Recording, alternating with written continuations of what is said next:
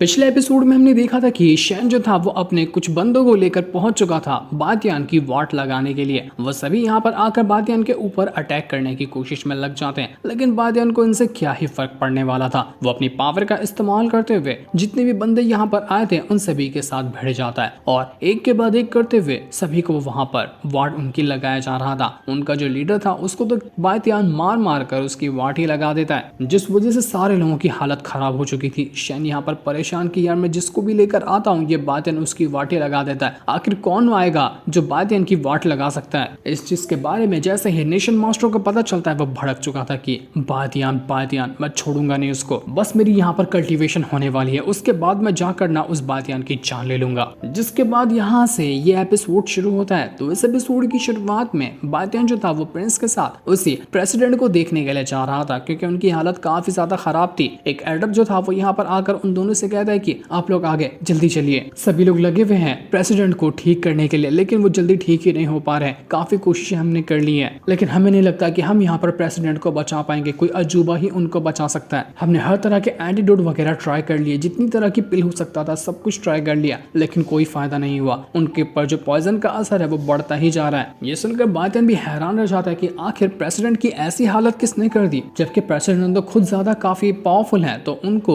इतना भयंकर तरीके से अटैक करना उनके ऊपर, ये इतना घिनौना काम कौन कर सकता है। लेकिन इसकी जानकारी अभी भी किसी के पास भी नहीं थी। सभी का शक होता है कि कोई तो कोई इस सेट के अंदर गद्दार छुपा बैठा है जिसने प्रेसिडेंट को पॉइजन दिया होगा। जिसके बाद बातियान जो था वो तुरंत ही वहां से प्रेसिडेंट के पास आता है, जहां पर एल्केमिस्ट जो था वो यहाँ प्रेसिडेंट को ठीक करने की कोशिश में लगा हुआ था। और एक लड़की भी होती है जो पिल बनाने के काम पर लगी हुई थी, वो एंटीडोट बना रही थी, और दूसरी तरफ वो एल्डर जो था वो यहाँ पर प्रेसिडेंट को ठीक कर रहा था। और ये लड़की वही होती है जो कि मूरोंग थी। इसी के बारे में बात चल रही थी कि वो जो डेप्यूटी था इस मूरोंग को मारना चाह रहा था ताकि एंटीडोट ना बना सके, और एंटीडोट नहीं बनेगा तो प्रेसिडेंट को बचाया नहीं जा सकता। यही प्लान यहाँ पर चल रहा था, लेकिन बातियान ने डेप्यूटी को मारकर इस मूरोंग को यहाँ पर बचा लिया। जितना ये लोग यहाँ पर ठीक करने की कोशिश कर रहे थे प्रेसिडेंट को, उतनी ही ज्यादा और तकलीफ हो रही थी। ठीक होने का तो वो नाम ही नहीं ले रहे थे। तो बातियान यहाँ पर आवाज लगाते हुए कहता है कि तुम ना यहाँ पर खाली ऊपर से दवा लगाकर, ऊपर से एंटीडोट खिला करना, जितनी भी पॉइजन का असर है सिर्फ उसको दबा रहे हो, ये अंदर से ठीक नहीं हो रहा। ये अगर ऐसा चलता रहा तो जल्द से जल्द ये प्रेसिडेंट मारे जाएंगे ठीक होने के बजाय। तो ये सुनकर वो जो एडर उन्हें ठीक कर रहा था वो कहता है कि तू है कौन, तू समझता क्या है अपने आप को कि तू इतना महान एल्केमिस्ट है क्या, जो तुम्हें हमारी यहाँ पर गलती निकाल रहा है। अपने आप को देख, कोई बच्चा है तू, इसलिए मुझे डिस्टर्ब मत कर। मैं यहाँ पर प्रेसिडेंट को ठीक करने के काम में लगा हुआ हूँ। बातियान कहते हैं कि जो तुम यहाँ पर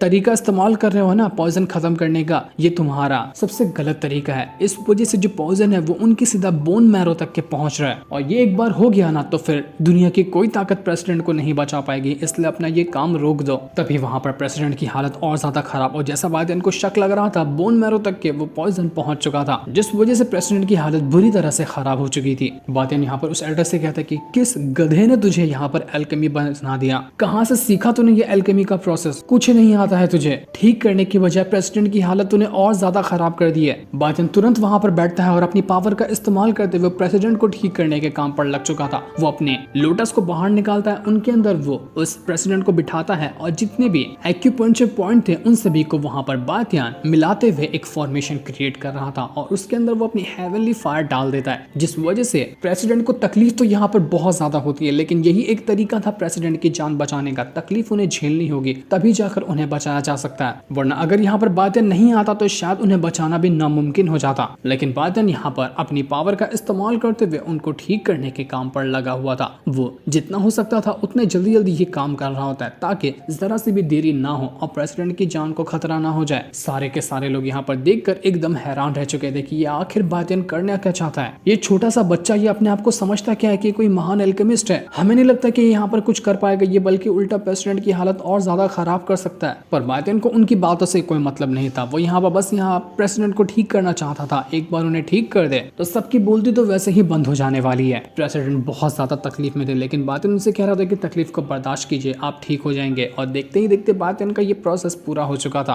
बातियान कहता है कि मैंने इनके अंदर से पॉइजन निकाल दिया है, अब यहाँ पर इनको एंटीडोट लगेगा ताकि इनको रिकवर किया जा सके। तो वो जो मोरोंग थी वो यहाँ पर उसको कहने लग जाता है कि बनाओ एंटीडोट और जल्दी से लाकर इसे दे दो। एंटीडोट में ना तुम स्पिरिट पिल को बनाना, जिनकी मदद से ही प्रेसिडेंट को अच्छी तरह से ठीक किया जा सकता है। तो मोरोंग जो थी वो फटाफट से एंटीडोट बनाने के काम पर लग जाती है। वो एक से बढ़कर एक अपने तरीके इस्तेमाल करी थी ताकि अच्छी तरह से वो एंटीडोट बना सके, लेकिन बातियान उससे कहता है कि नहीं, ये तुम सही नहीं कर रही हो, तुम्हारा एक स्टेप बीच में गलत हुआ, तुम यहाँ पर जो पिल बना रही हो ना वो स्पिरिट पिल नहीं बल्कि कुछ और पिल बन जाएगी। तुम्हारी एल्केमी की स्किल अच्छी तो है लेकिन उतनी ज्यादा परफेक्ट नहीं है। ये सुनकर तो मूरोंग भी हैरान रह गई थी कि मैं खुद इतनी बड़ी एल्केमिस्ट हूँ लेकिन मेरी भी गलतियां ये बातियान कैसे निकाल सकता है? आखिर ये है क्या चीज? कोई एल्केमी का गॉड उठ के आ गया है क्या? बातियान खुद यहाँ पर फर्नेस को अपने पास लेकर आता है और अपनी पावर का इस्तेमाल करते हुए वो अच्छी तरह से उस स्पिरिट पिल को बनाने के काम पर लग चुका था। वो जैसे जैसे अपनी पावर को एक्टिवेट कर रहा था, स्पिरिट पिल बिल्कुल सही तरह से बनकर तैयार होने लग जाती है, जिसमें उतनी ज्यादा मेहनत भी बातियान को नहीं लग रही थी, क्योंकि स्पिरिट पिल बनाना उतना आसान काम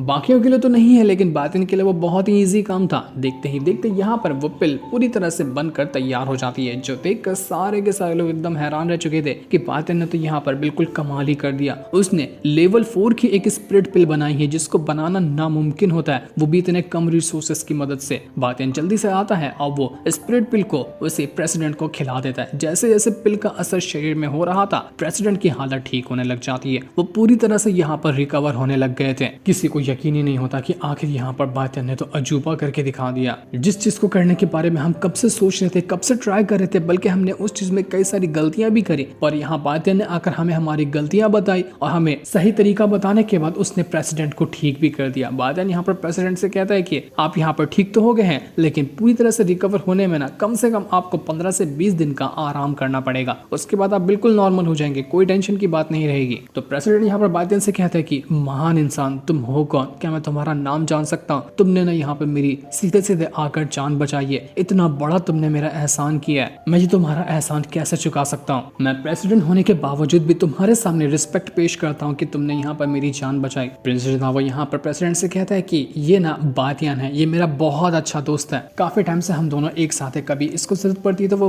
मेरी हेल्प कर देता है, मुझे जरूरत पड़ती है तो वो मेरी हेल्प कर देता है। वो जो मूरोंग थी वो यहाँ पर बातियान को ग्रीट करते हुए कहती कि आप सच में बातियान है, मैंने आपके चर्चे बहुत ज्यादा सुन के रखे हैं, मैं कब से चाहती थी कि आपसे कम से कम एक बार तो आमने सामने होकर मिलो, लेकिन आज मुझे पहली बार मौका मिला आपसे मिलने का। आप बहुत महान इंसान है, मैंने आपको पहले गलत समझा था, मुझे लगा कि आप कोई अनजान इंसान होंगे, लेकिन आप तो इतने ज्यादा फेमस बातियान है जिनके चर्चे जहां पर भी आप जाएंगे ना वहां आपको मिलने वाले हैं। जो सुनकर बातियान भी थोड़ा थोड़ा शर्माने लग जाता है कि अरे यार इतनी भी ज्यादा तारीफें मत करो, मैं शर्म से पानी पानी हो रहा हूँ। लेकिन तभी वहां पर बाहर से आवाज आती है कि नेशन मास्टर यहाँ पर पधार रहे हैं। इसके बाद धीरे धीरे करते हुए वहां पर नेशन मास्टर भी आकर पहुंच जाता है, जो कि बहुत ज्यादा गुस्से में था। वो एकदम गुस्से वाली स्माइल देते हुए बातियान की तरफ ही देख रहा होता है कि चलो फाइनली अब आमने सामने हम दोनों हो ही गए, क्योंकि इस नेशन मास्टर जो अपना कल्टीवेशन कर रहा था ये पूरा हुआ, और पूरा होते साथ ही वो डायरेक्ट आया बातियान से मिलने के लिए ताकि अपना हिसाब किताब पूरा कर सके। लेकिन जैसे वो नेशन मास्टर यहाँ पर आया था ना, बातियान जैसे उसको देखता है तो उसके अंदर से उसको एक अजीब सी स्मेल आती है, जो कि बातियान को बहुत ज्यादा फेमिलियर सी लग रही थी, मानो कि इस तरह की स्मेल को उसने पहले भी महसूस किया है, लेकिन कहाँ किया है, क्या वह स्मेल थी, इसके बारे में उसको अभी ठीक तरह से पता नहीं चलता। वो जो नेशन मास्टर था वो यहाँ पर प्रिंस को देखकर कहता है कि प्रिंस तुम भी यहाँ पर हो, क्या कर रहे हो यहाँ पर, कुछ खास काम क्या था तुम्हें? तो प्रिंस कहता है कि ये प्रेसिडेंट यहाँ पर इंजर्ड थी ना, तो मैं अपने दोस्त को यहाँ पर लेकर आया था ताकि उनको ठीक कर सकूं। मुझे पता है कि मेरा दोस्त बहुत अच्छा एल्केमिस्ट है, तो वो उन्हें ठीक कर सकता था और इसने उन्हें ठीक कर भी दिया है, अब चिंता वाली कोई बात नहीं है। तो नेशन मास्टर भी प्रेसिडेंट से कहता है कि क्यों, ये लोग सही कह रहे हैं, आप ठीक हो गए क्या, आपके अंदर जो पॉइजन लगा था वो खत्म हो गया? तो प्रेसिडेंट कहता है कि हाँ बिल्कुल नेशन मास्टर, ये लोग सच कह रहे हैं, इन्होंने मेरा पॉइजन पूरी तरह से खत्म किया, ये बातियान बिल्कुल अजूबा इंसान है। तो ये सुनकर नेशन मास्टर कहता है कि अच्छा तो इसका नाम भी बातियान है। 2 दिन पहले ना एक दूसरा भी बातियान यहाँ पर आया था जिसने मेरे नाक में दम करके रखा हुआ था, मेरे कई सारे बंदों को उसने पूरा मार मार कर ना मम्मी बना दिया है। तो अगर मैं गलत नहीं हूँ तो मेरे सामने जो खड़ा बातियान है क्या वो वही बातियान है या फिर कोई इसका जुड़वा भाई था? नहीं, मुझे तो ऐसा नहीं लगता, मुझे तो लगता है कि ये वही इंसान है। क्यों, सच कह रहा हूँ ना मैं बातियान? तो बातियान कहता है कि हाँ तुम सच कह रहे हो, जिस बातियान के बारे में तुम सोच रहे हो ना मैं वही इंसान हूँ, मैंने ही तुम्हारी नाक में दम किया था।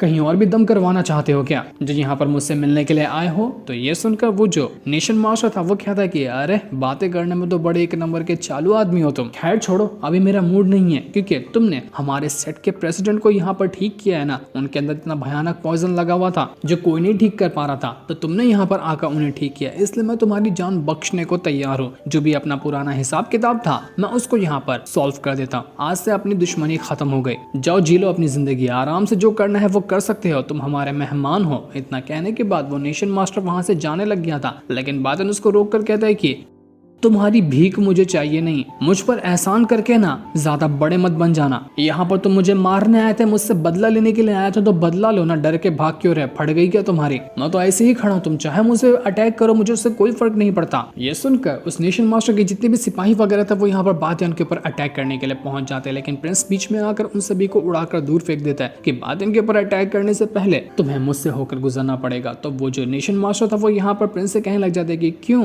तुम इतना बीच में टांग घुसा रहे हो? क्या पीछे खड़ा हुआ बादन तुम्हारी बीवी है क्या, जो तुम उसको प्रोटेक्ट करने के लिए इतना बीच में आ गए? वो अकेले फाइट नहीं कर सकता, चूड़ियां पहन के रखी है उसने, जरा साइड हो जाओ तुम, मैं भी तो देखूं कि ये बादन जितना ये बोलता है उतना करके दिखा सकता है क्या? और प्रिंस कहता है कि ये बादन मेरे भाई की तरह, मैं नहीं हटने वाला, अगर इसको कुछ करना है ना तो पहले मुझसे होकर गुजरना पड़ेगा। लेकिन बादन बीच में आते हुए प्रिंस से कहता है कि नहीं यार साइड हो जा, जरा इस ना नेशन मास्टर को ना चर्बी लगी है, तो थोड़ा इसको पिघला उगला देते हैं ना, ट्राई करने देते हैं कि ये भी कितना कर सकता है। मैंने भी सुन के रखा है कि बहुत टाइम से किसी खास कल्टीवेशन पे ध्यान दे रहा था, जरा मैं देखना चाहता हूँ कि वो कल्टीवेशन थी कैसी, कैसा वो अपना ब्रेक थ्रू कर रहा था। आज पूरा हिसाब किताब यहाँ पर बराबरी हो जाएगा। जो सुनकर वो जो नेशन मास्टर था वो बहुत ज्यादा भड़क गया था। वो अपनी जैसे पावर को एक्टिवेट करता है उसके पीछे एक फॉर्मेशन बनकर तैयार हो जाता है और पूरा घर हिलने लग गया था, मानो यहाँ पर भूकंप आ रहा हो। इतनी भयंकर पावर उसके अंदर से बाहर निकल रही थी क्योंकि जो लेवल उसने अभी अपना ब्रेक थ्रू किया था वो उसी लेवल की पावर यहाँ पर एक्टिवेट कर चुका था। ये देखकर बादन एकदम हैरान रह जाता है कि ये तो लीजी टेक्निक है, आखिर ये टेक्निक इस नेशन मास्टर के पास आई कैसे? क्योंकि ये टेक्निक खास करके मेरे एंसेस्टर के पास थी, जो कि एंशिएंट टाइम पे ही ये टेक्निक खत्म हो गई थी, तो ये टेक्निक इसके पास आई तो आई कैसे? इसका मतलब ये टेक्निक इसके पास थी ना, तभी इसके अंदर जैसे स्मेल आ रही थी वो मुझे फेमिलर सी लग रही थी, क्योंकि इसकी कल्टीवेशन मेरे एंसेस्टर के कल्टीवेशन के बराबर की है, उनसे मिलती जुलती इसकी कल्टीवेशन है। पर आखिर ऐसा हुआ कैसे? मेरे एंसेस्टर की कल्टीवेशन इसके पास आई कैसे? लेकिन वो जो नेशन मास्टर था वो यहाँ पर बहुत ज्यादा भड़का हुआ था। वो कई सारे मल्टीपल रिंग्स बनाता है और उनको बातियन की तरफ ही भेज देता है ताकि वो यहाँ पर बातियन को जान से मार सके। लेकिन बातियन अपनी पावर का इस्तेमाल करते हुए उस सारे के सारे अटैक को यहाँ पर रोक चुका था। वो ऐसा पंच मारता है कि वो सारे के सारे रिंग्स उड़कर दूर फेंका जाते हैं, लेकिन नेशन मास्टर इतनी जल्दी रुकने को तैयार नहीं। वो दोबारा से अपनी पावर को एक्टिवेट करता है और पावर को एक्टिवेट करने के बाद एक और अटैक बातियन के ऊपर देकर मारने की कोशिश कर रहा था, लेकिन बातियन अपनी पावर की मदद से उसके इस वाले अटैक को भी यहाँ पर रोक देता है। तब वहां पर वो जो प्रेसिडेंट था वो आकर उस नेशन मास्टर के से कहता है कि आप प्लीज रुक जाइए, अभी यहाँ पर इतना अच्छा मौका है, मैं यहाँ पर ठीक हुआ, थोड़ा हमें खुशियां मनाना चाहिए, तो मारा मारी करके क्या मतलब है, प्लीज ये फाइट को रोक दीजिए। मैंने यहाँ पर एक अच्छे से पार्टी का बंदोबस्त किया है, आप सब चलिए उस पार्टी में और हम जाकर पार्टी में एंजॉय करेंगे, प्लीज ये झगड़ा वगैरह रोक दीजिए। ये सुनकर नेशन मास्टर जो था वो यहाँ पर बहुत ज्यादा गुस्सा तो था, लेकिन फिर भी वो अपना थोड़ा बहुत गुस्सा रोक लेता है। लेकिन वो अपने मन के अंदर कह रहा था कि यहाँ पर गुस्सा तो रोक लिया, लेकिन बातियन तू बचेगा नहीं, ऐसे कुत्ते की मौत मारूंगा ना तुझे कि तू अभी सपने में भी नहीं सोच सकता। तूने आज तक की जितने भी लोगों को मारा होगा उससे भी बदतर मौत मैं तुझे दूंगा, तू बचने वाला नहीं है। लगता है कि आगे चलकर इन दोनों के बीच में बहुत भयंकर वाली फाइट होने वाली, क्योंकि ये नेशन मास्टर भी बड़ा स्ट्रॉन्ग नजर आ रहा था जिस सीन को दिखाते। साथ ही ये एपिसोड यहीं पर एंड हो जाता है।